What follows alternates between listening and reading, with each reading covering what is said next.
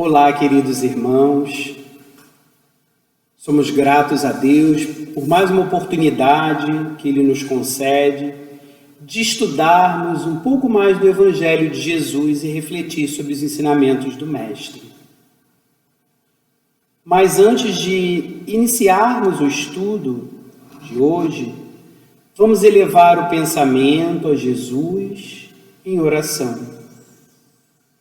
Amado Mestre Jesus, companheiro de todas as horas, te agradecemos, Senhor, pela oportunidade que nos concede de refletirmos sobre as lições do Teu Evangelho e, através dessas palavras de vida eterna, nos esclarecermos, nos consolarmos e também nos libertarmos de nossas mazelas morais. Obrigado por tudo, Senhor, graças a Ti.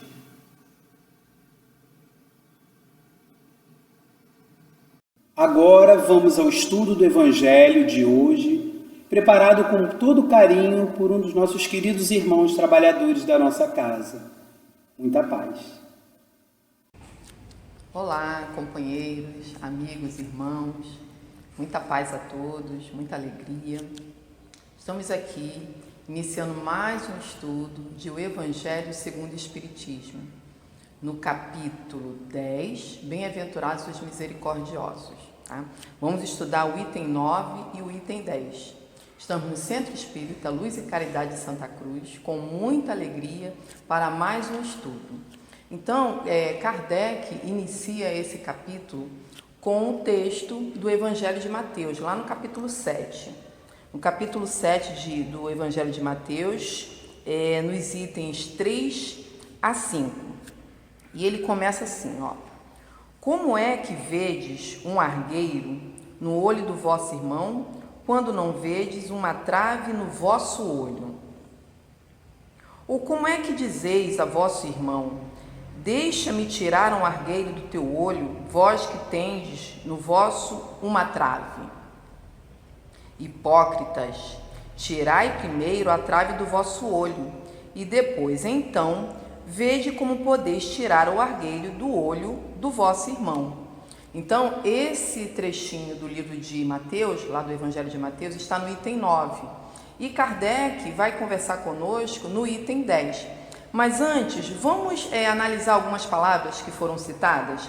Aqui a gente viu, ó, argueiro, trave e hipocrisia, né? Que ele fala da questão do hipócrita. Então, o que seria o argueiro, né? É aquela partícula pequena, aquele cisco, quando a gente fala, quando a gente quer dissimular, que a gente não quer demonstrar que está chorando, né? Ai, tô com um cisco no olho. E a trave? A trave é mais fácil para nós, quando a gente imagina na questão do futebol, né? É aquela trave. Então, a trave é uma madeira, né? Um suporte bem grande. Então, se a gente for comparar o cisco com a trave, o cisco é bem menor, né? E a questão da hipocrisia, a gente vê nos dicionários que trata da questão do fingimento, da nossa dissimulação. Às vezes a gente está querendo fingir um sentimento ou aparentar uma coisa que não é naquele momento. Então, quando ele diz: hipócritas, tirai primeiro a trave do vosso olho, ou seja, no nosso olho tem um objeto muito maior, enquanto que do nosso amigo, do nosso próximo, é somente um cisco.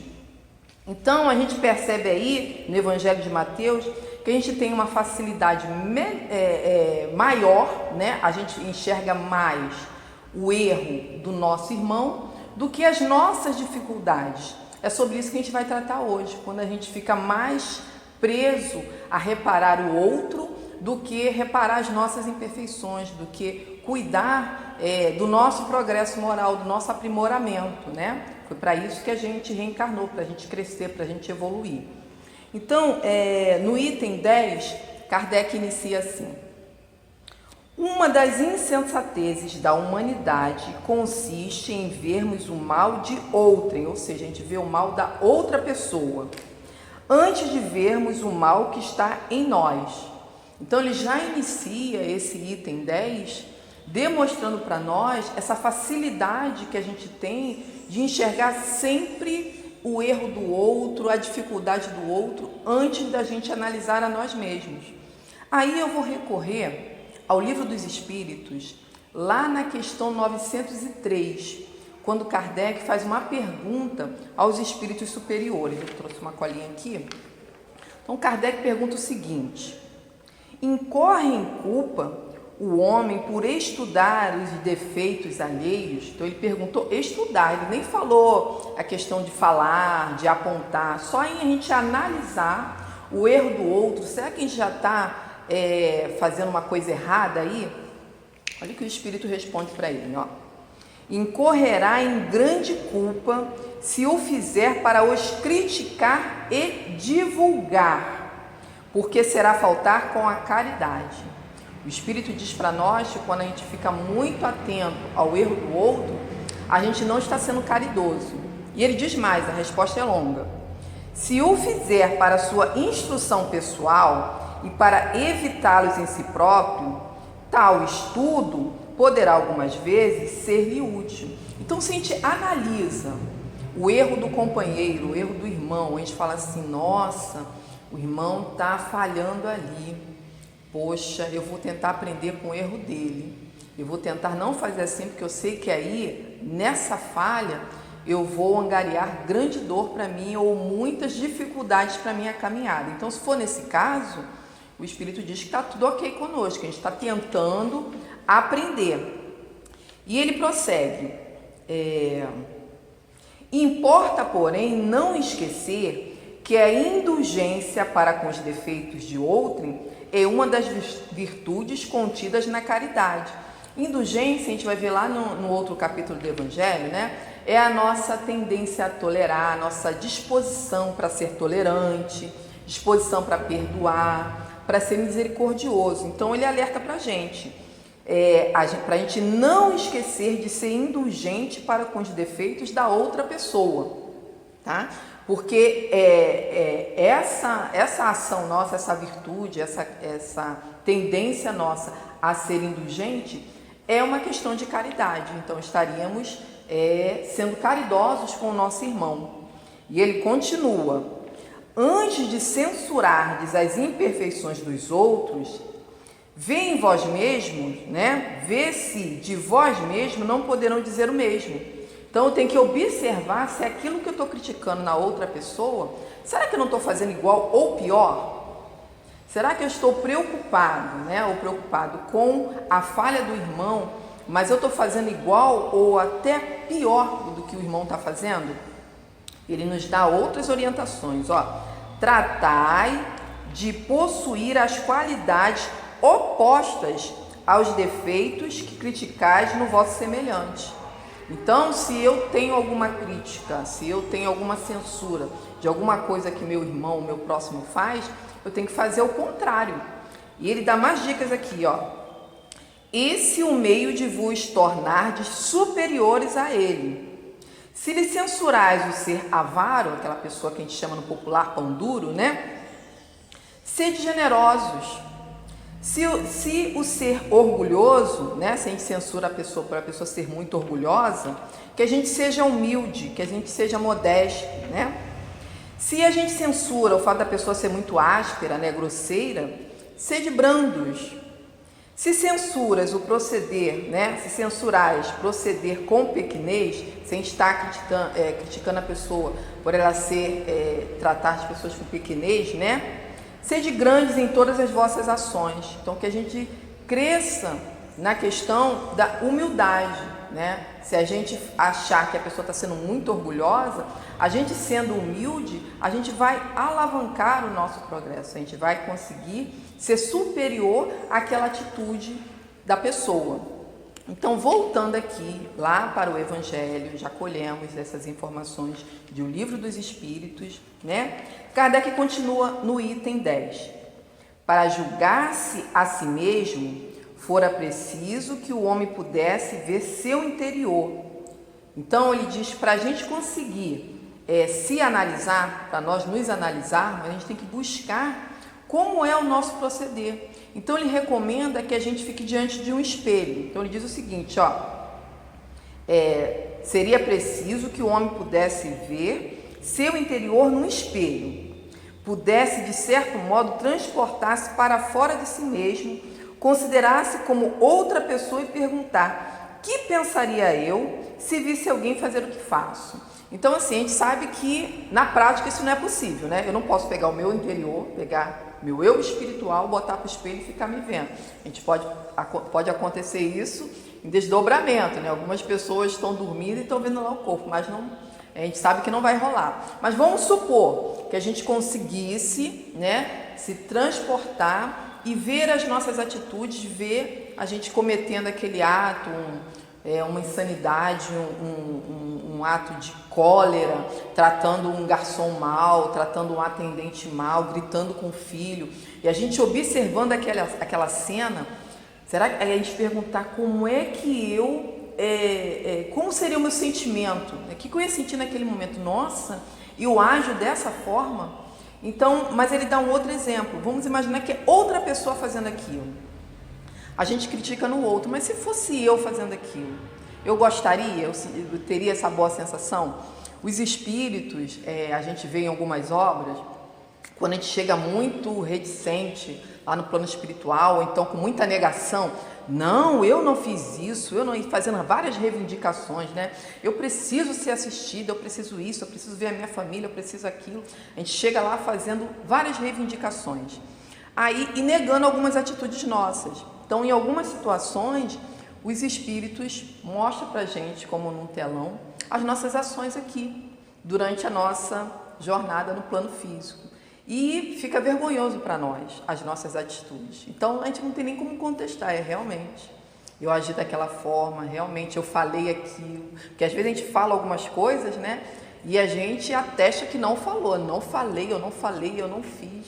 Então, a gente observando ali quando os espíritos nos mostram, fica claro, né? Fica claro as nossas atitudes.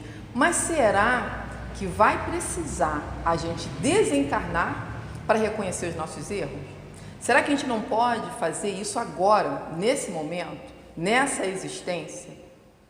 Há quem diga que a gente pode reencarnar todos os dias. A gente dorme, acorda. Quando a gente acorda aqui no plano físico, é uma nova oportunidade que Deus está nos dando para a gente recomeçar, traçar novos rumos, reavaliar nossa postura.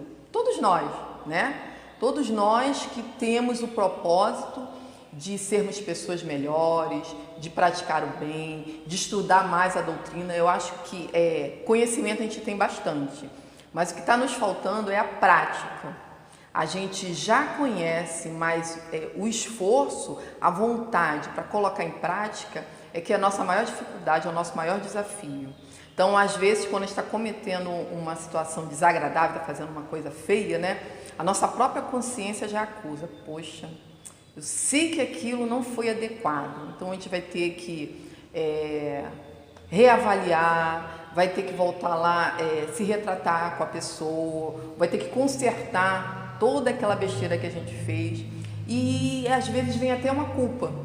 E a gente sabe que a culpa não nos auxilia no nosso progresso. Então, se a gente conseguir ter um esforço maior para colocar em prática todos esses ensinamentos que Jesus deixou para nós, todos esses ensinamentos que Kardec trouxe, já desmiuçadinho, tudo desmembrado para a gente poder ter facilidade de entendimento, se a gente conseguir colocar em prática todos esses ensinamentos, ficará muito mais fácil para nós a nossa caminhada aqui com os nossos irmãos, né? A gente vai conseguir ser mais tolerante, a gente vai conseguir ser mais paciente. Esse capítulo que a gente está estudando é o capítulo que fala dos bem-aventurados e dos misericordiosos, né?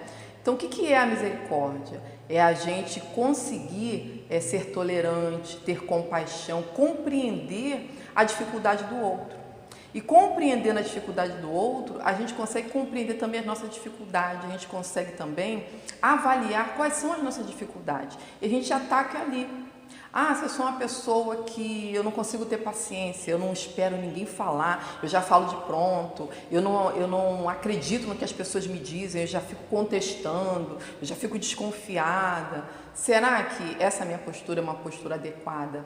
É uma postura de um cristão? É uma postura de um espírita?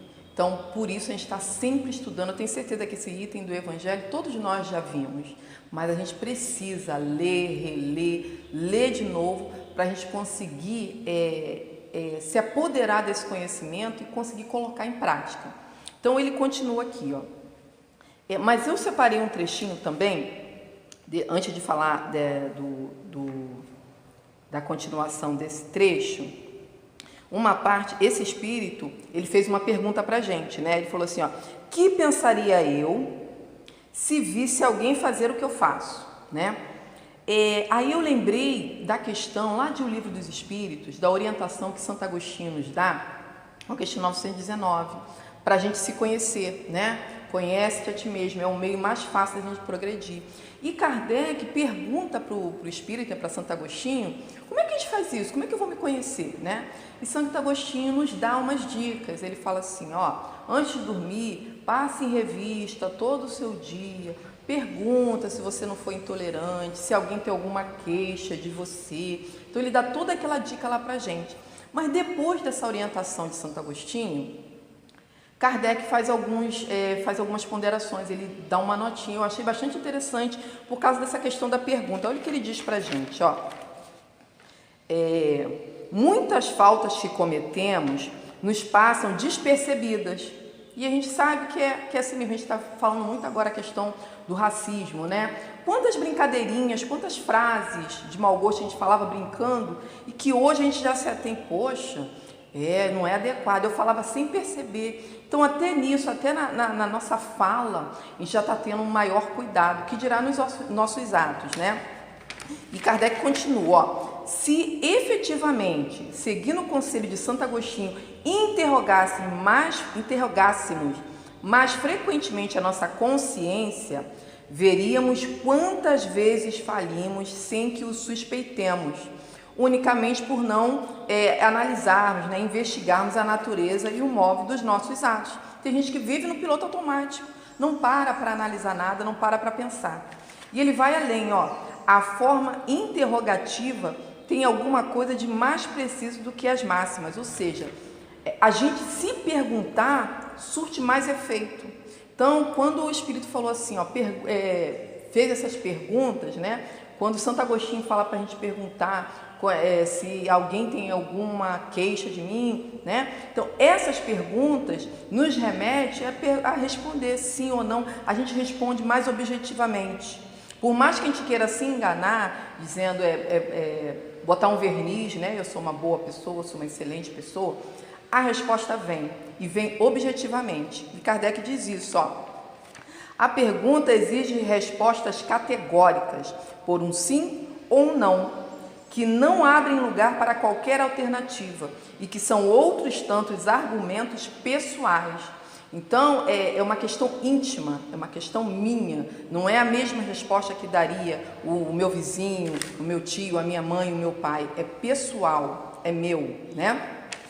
É pela soma que derem as respostas, e pela soma que derem as respostas, poderemos computar a soma de bem ou de mal que existe em nós. Então, fica a dica aí do Kardec, né? Que está lá no Livro dos Espíritos. A gente se prende muito às orientações só de Santo Agostinho, mas são muito válidas. Se a gente exercitasse isso, a gente julgaria menos, né, o nosso irmão. Voltando aqui, né? Aí Kardec prossegue, ó. Incontestavelmente é o orgulho que induz o homem a dissimular para si mesmo seus defeitos, tanto morais quanto físicos. Então, a gente com esse orgulho e com o nosso egoísmo, né, que a gente vai ver lá no Livro dos Espíritos, os amigos espirituais, os espíritos superiores, nos dizem que a chaga da humanidade, né, a gente está ainda nessa dificuldade de progredir por conta ainda do nosso orgulho e do nosso egoísmo. Então, por conta do orgulho, né, a gente meio que dissimula, disfarça os nossos erros. Tanto quando a gente vai contar um caso, se alguém cometeu alguma falha, né, a gente exacerba, aumenta aquela coisa que a pessoa fez, né? Quando é com a gente procura até esconder as nossas falhas. Não fala isso não, tenta mudar de assunto, porque o que é nosso, a gente não quer que ninguém saiba. Mas se o outro fez, vamos comentar, vamos divulgar. lembrando que tem, no próprio Evangelho, tem uma diferença entre a gente sinalizar, né, uma falha do outro e julgar, né? Se for para um bem coletivo e a gente tem que avaliar também se aquilo vai trazer bem para alguém, se eles orientam também, a gente primeiro ir conversar com a pessoa, né, para ver o que pode ser feito ali. Então, existem casos e casos. O fato é que julgar não é bom, nem para quem está julgando e nem para aquele que está sendo julgado. Cada caso é um caso e a gente vai analisar de acordo com a situação. Então, continuando aqui, semelhante insensatez, né, é essencialmente contrária à caridade, porquanto a verdadeira caridade é modesta, simples e indulgente. Então, volta aqui de novo a questão da indulgência. A caridade a gente não julgar o outro, não ficar apontando o erro do outro, não ficar aumentando, né, a falha do outro, é uma questão de caridade, é uma questão de tolerância para com o grau evolutivo do irmão. A gente sabe que nós todos fomos criados por Deus, nosso Pai Criador, né? Simples e ignorantes. E a gente vem de várias existências, né? E cada um vai traçando um caminho nessas existências. Vida única, várias existências. Uns têm mais facilidade no campo da vida, outros têm mais dificuldade. E a gente não consegue, quando a gente está com muito orgulho, né, muito inflado, aceitar que o outro tem uma dificuldade naquele campo, naquela área da vida dele, naquela situação. E a gente, por de repente, em alguns casos, já superar aquilo, a gente se acha melhor do que o outro, né? Em outros casos, a gente ainda faz pior do que o irmão. Mas vamos supor, né? Vamos analisar as pessoas intelectualmente avantajadas, né? Aquelas pessoas que alcançaram um grau intelectual, têm vários conhecimentos. A gente vê nos estudos, e quando o ser humano chega a esse patamar, não é para ele se envaidecer dessa condição que ele conseguiu com o esforço dele, é para ele auxiliar, para nós auxiliarmos, né, o irmão que ainda não conseguiu chegar naquele degrau. Assim é com as situações cotidianas. Se um amigo não sabe usar, não sabe fazer um alimento, não sabe preparar um alimento, você não sabe fazer isso? Qualquer um sabe fritar um ovo, qualquer um sabe fazer um arroz, um feijão. Por que não orientar o irmão? O primeiro passo é você catar o feijão. Tira ali as pedras, ninguém quer mastigar uma pedra. Lava, põe de molho para ficar mole, né, para ficar macio, bota na panela de pressão, tem gente que não gosta, cozinha ele na panela, vai demandar mais água, precisar colocar mais água. E assim vai, estipula, eu faço tempero assim, você escolhe. Isso é auxiliar o irmão, né? Eu dei um exemplo bem simples da questão do alimento, mas existem outras situações. Então não é para a gente se envaidecer, é para a gente auxiliar. E a gente auxiliando, a gente está sendo caridoso, a gente está sendo benevolente, né? Indulgente com o outro. E ele vai além, caridade orgulhosa é um contrassenso, visto que esses dois sentimentos se neutralizam um ao outro. Ou seja, o que é o senso, né? O senso é a qualidade daquele que é sensato, aquele que é coerente, né? O contrassenso é quando você está fazendo o oposto. Como é que pode, né, a caridade e o orgulho estar juntinhos? Não tem como. Ou você é caridoso ou você é orgulhoso. Se a gente está muito orgulhoso, a nossa caridade está meio dissimulada aí. E isso não é uma verdadeira caridade. A gente tem que avaliar isso também. Lembra que Kardec falou que às vezes a gente vai no automático, né? A gente não procura analisar as nossas atitudes. Muitas pessoas se acham muito caridosas. A gente vê lá estudando a caridade, que a caridade verdadeira é aquela que você não agride o irmão. Às vezes a gente acha que está ajudando, mas está deixando o amigo humilhado. Então, até para ajudar, a gente tem que avaliar como é a nossa ajuda, mas procurando ajudar sempre, né? Ele vai mais além aqui, Com efeito, poderá um homem bastante presunçoso para acreditar na importância da sua personalidade e na supremacia das suas qualidades, possuir ao mesmo tempo abnegação bastante para ressaltar em outro o bem que o eclipsia, eclipsaria em vez do mal que o exalçaria? Então aqui Kardec está fazendo uma pergunta. Como pode um homem, né, que é presunçoso, que é orgulhoso, inflado, e como é que ele poderia fazer o bem, né, ver numa pessoa, exaltar numa pessoa a bondade dela, né, se essa pessoa vai apagar ele? Então, não consegue, não coaduna orgulho e caridade. Ele quer aparecer. Então, se essa pessoa vai aparecer mais, né, pela sua bondade, vai deixar ele meio apagadinho. Então, a pessoa presunçosa não quer isso, né? Ela não quer exaltar o bem do outro para que o outro não apague o que ele acha que é o belo. Então, por isso Kardec pergunta, ó, olha só a pergunta que ele faz, ó. Como poderá, né? Como poderá um homem bastante presunçoso, né, para acreditar na importância da sua personalidade, na supremacia das suas qualidades, possuir ao mesmo tempo? Como é que ele pode ter ao mesmo tempo a abnegação bastante, o suficiente, né, para fazer ressaltar na outra pessoa o bem? Então ele não vai conseguir, porque se a pessoa se demonstrar muito bem, para ele aquilo é ruim, porque ele quer se mostrar mais, né? Ele precisa mais disso. Então ele vai mais, ó. Por isso mesmo, porque é o pai de muitos vícios, o orgulho é também a negação de muitas virtudes. Então, nesse trechinho que eu tirei da pergunta 903, né? Quando Kardec pergunta se a gente incorre em culpa, né, por estudar os defeitos alheios, está lá no Livro dos Espíritos, na questão que fala das virtudes e dos vícios. Então ele vem discorrendo para nós, né, ele vem fazendo várias perguntas de como a gente proceder, como é que é essa questão da gente trabalhar os nossos vícios. Então vale a pena a gente dar uma olhadinha, né? E o orgulho, eles ressaltam muito, é o que nos trava, é o nosso maior obstáculo, né? Quando alguém dá um toque para a gente, né, fala alguma coisa, olha, irmã, se eu fosse você, analisaria bem essa questão, não vai assim com tanta sede ao pote, verifica bem ambos os lados, vê se está de acordo. Como não?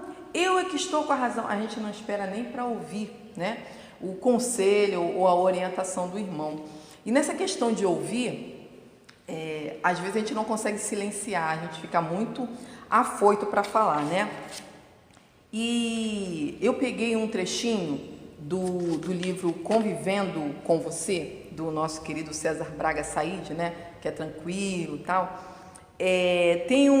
Nesse livro, Convivendo com Você, tem um capítulo que fala do valor do silêncio. Não vou ler todo, não. Nesse trecho que eu peguei, diz assim, ó: aquele que cala nem sempre consente. Ao contrário do que diz a sabedoria popular. Então a gente fala assim, quem cala consente, né? Nem sempre. Às vezes, né, a pessoa está fazendo um silêncio para ela refletir, seria o ideal. Ele vai mais adiante. Muitas vezes, calar é importante para refletir e depois maduramente se posicionar sem impulsividade nem precipitação. Nós somos muito precipitados, a gente já vai querendo apontar a falha do outro. Tem várias situações que a gente vê uma cena e a gente já julga, a gente não espera a coisa se completar para a gente criar um juízo de valor, né? E às vezes, mesmo assim, a gente supõe errado, a gente imagina errado, tá? Então, o melhor mesmo é silenciar. Silenciar é importante para meditar, analisar as próprias atitudes, conhecer-se. O que Santo Agostinho nos orientou? Conhece-te a ti mesmo. Então, a gente se conhecendo, a gente vai procurar, tem uma diferença aí entre ser egoísta, né? A gente vai procurar conhecer o nosso mundo interior, ver as nossas falhas, onde a gente precisa entre aspas, atacar, né? Onde a gente precisa se melhorar. Então, para isso, a gente precisa fazer esse mergulho interior. E quantas vezes? O ideal todos os dias, né? Quem consegue silenciar, cultiva a ponderação. O exame desapaixonado, a gente está vendo aí vários discursos apaixonados em todos os sentidos, na questão social, né, na questão política, nos conflitos familiares, as pessoas querem a todo custo, né, fazer valer o teu pensamento. Tá, eu penso assim, você pensa desse jeito, ficamos por aqui, não vamos convencer um ao outro e a harmonia tem que prevalecer, não é o que está acontecendo, né? Então ele diz, né? Quem consegue silenciar cultiva a ponderação, o exame desapaixonado, melhor resolvendo os próprios problemas. Mais um pouquinho? Silenciar não é apenas deixar de falar, mas ouvir a voz do próprio coração, ouvir o corpo, a consciência, ouvir a natureza, ler a realidade sob outros ângulos, descobrir estes ângulos. Então, a pessoa que consegue silenciar, de repente, ela vai conseguir vencer aquela tentação de tentar tirar o cisco, né, que está lá no olho do irmão, de tentar observar o que está acontecendo com o irmão.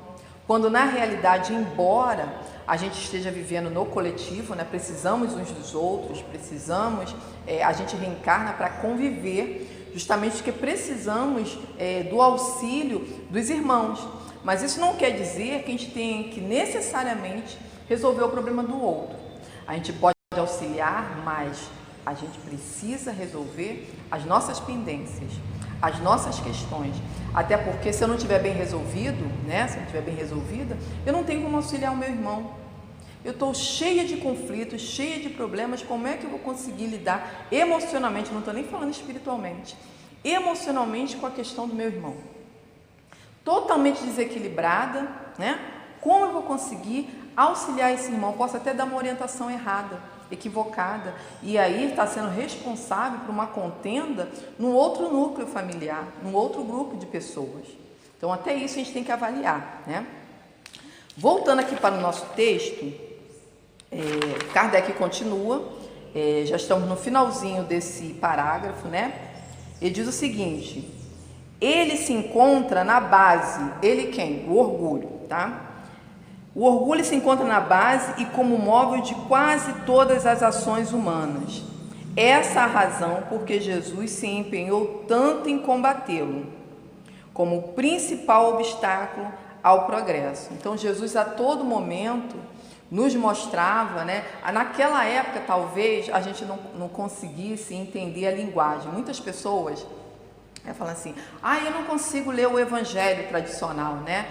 O evangelho, os evangelhos de Mateus, né? João. Aquilo ali é muito confuso para mim, eu não consigo entender nada, eu prefiro ler o evangelho segundo o Espiritismo. Mas as pessoas se esquecem que Kardec, quando compilou, né, o Evangelho segundo o Espiritismo, que vem lá da base, o Livro dos Espíritos, ele teve a preocupação de pegar trechos evangélicos. Tem alguns trechos até do Antigo Testamento, de antes de Jesus, para que a gente tivesse uma facilidade de entendimento.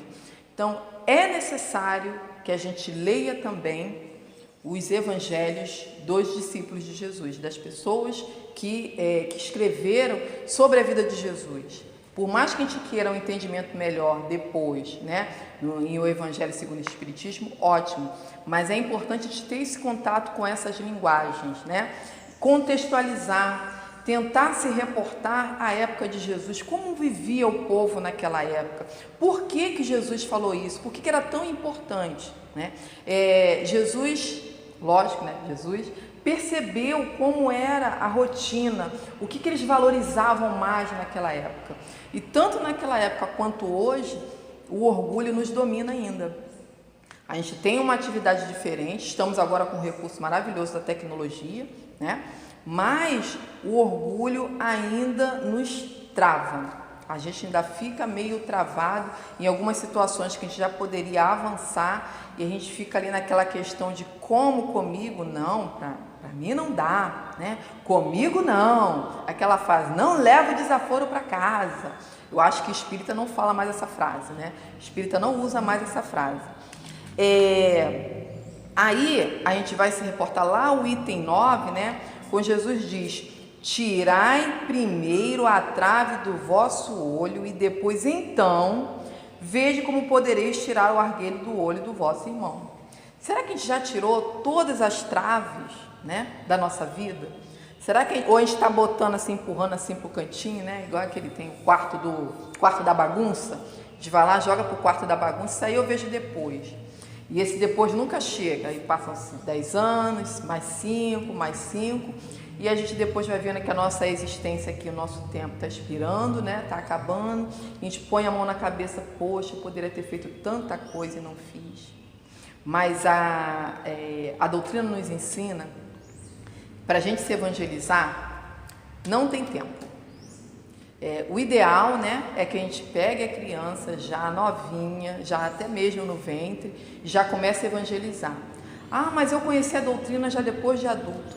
Todos nós podemos evangelizar, né? Podemos evangelizar em qualquer fase da nossa vida. E agora é o momento. Como foi outrora, como será sempre.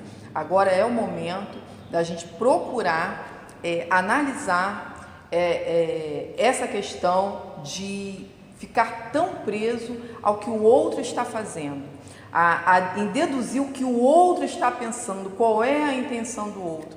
Vamos trazer para nós, qual é a minha intenção, o que eu quero, o que eu preciso fazer, o que eu preciso arrumar, o que eu faço com essa trave?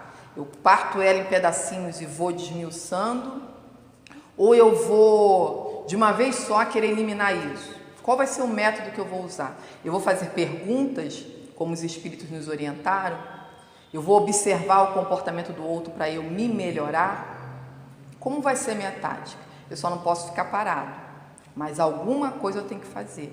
Está lá no Evangelho segundo o Espiritismo, nós temos contato todos os dias, mas estamos praticando? Precisamos, é urgente essa prática. Então, vamos reparar os nossos erros, né? As nossas falhas, os nossos vícios, que temos muitos, para depois auxiliarmos os nossos irmãos. Vamos combater o orgulho e o egoísmo que ainda existe em nós. A gente sabe que existe, não adianta a gente dissimular. Então, esse foi mais um momento, né, da gente, de chamamento, né, para a gente poder despertar para os ensinos de Jesus, para as orientações dos espíritos superiores, para o que Kardec trouxe para nós, né, a questão das interrogativas, para que a gente fique mais atento a isso. Agora, vamos tentar nos recostar, encontrar uma boa posição, mentalizar o nosso espírito protetor, nos apegarmos, né, com Jesus para nós fazermos a nossa prece de encerramento do nosso maravilhoso estudo. Então, que a gente possa dizer assim: querido Mestre Jesus, te agradecemos imensamente por todos esses ensinos que nós tomamos contato nessa existência, pelo contato com a doutrina espírita, que nos auxilia, nos ajuda a entendermos mais o que o Senhor queria dizer para nós. Obrigada, Jesus, por termos amigos com os quais contar, por termos esse sol que aquece o nosso país, por termos as gotículas de chuva que molham as plantas, refresca o nosso dia. Obrigada, Jesus, por estarmos respirando, por estarmos sorrindo, por termos motivos para sorrir. Mas rogamos, Jesus, por aqueles que, por algum motivo que o Senhor conhece, hoje chora, hoje sofre, hoje tem saudade. Fortalece essa alma, Jesus. Mostra para esse irmão, para essa irmã, que estamos no planeta de provas e expiações, que precisamos passar por algumas situações para ficarmos mais fortes. Mas também temos consciência, Jesus, que o Senhor sabe que a gente tem uma certa fraqueza com a dor, a gente tem uma certa intolerância à dor, mas que tenhamos a certeza que não estamos sozinhos. Não estamos jogados, largados aqui. A espiritualidade do bem está nos consolando, nos auxiliando nesse momento de dor. Que os teus ceareiros, Jesus, possam visitar todos os lares que precisam de luz, os hospitais, os asilos, que estão lá com os idosos, necessitando de amparo, os cárceres, nas prisões, Senhor, os amigos que estão respondendo pelos seus atos, que a Tua luz também chegue a esses locais, que a Tua luz chegue ao nosso coração, Jesus, para que a gente seja misericordioso, para que a gente procure o melhor de nós para doar para os nossos irmãos. Seja conosco, Jesus. Abençoe todo o nosso planeta Terra, nosso planetinha azul. Abençoe toda a nossa humanidade, Jesus. Muito obrigada por tudo. Graças a Deus, graças aos benfeitores espirituais. Que assim seja.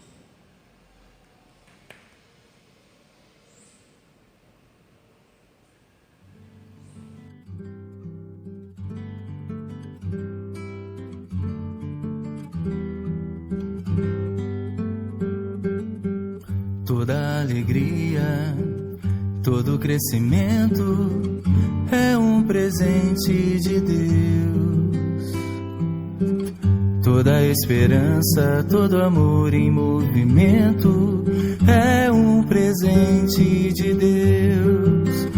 Há um ser maior a nos religar,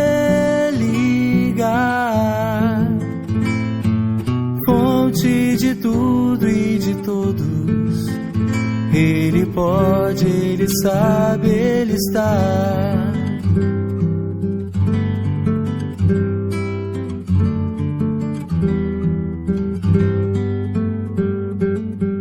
Todas as tristezas, todo sofrimento é um presente de Deus. Todas as doenças, todo choro de lamento também é presente de Deus.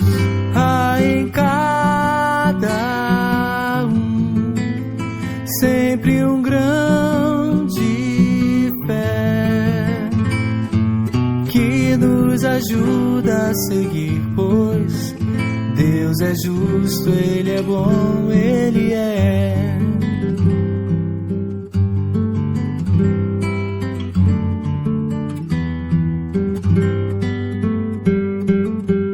Toda alegria, todo sofrimento, toda esperança, todo choro de lamento, todas as tristezas, todo crescimento, todas as doenças, todo o amor que nos move é presente de Deus. Há um ser maior a nos religar, fonte de tudo e de todos. Ele pode, Ele sabe, Ele está. Há em cada um sempre um grão de fé que nos ajuda a seguir, pois Deus é justo, Ele é bom, Ele é. Ele pode, Ele sabe, Ele está. Deus é justo, Ele é bom, Ele é.